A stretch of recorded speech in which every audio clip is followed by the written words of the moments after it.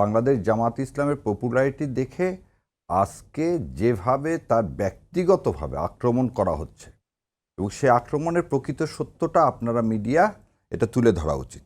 এই তুলে ধরার জায়গায় আপনারা ন্যারেটিভের আশ্রয় নিচ্ছেন, যেটা অত্যন্ত দুঃখজনক।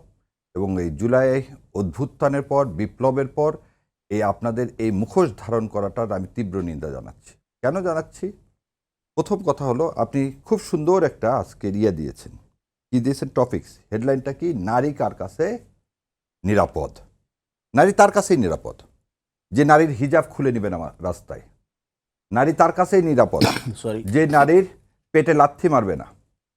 নারী তার কাছেই নিরাপদ যে নারীকে ছুরি মারবে না। নারী তার কাছেই নিরাপদ যে নারীর অন্তর্বাস খুলে ফেলে দেওয়ার হুমকি দিবে না। নারী তার কাছেই নিরাপদ যে নারী ভোট চাইতে গেলে 99 কল করবে না। নারী তার কাছেই নিরাপদ যে নারীর বোরকা নিয়ে কটূক্তি করবে না।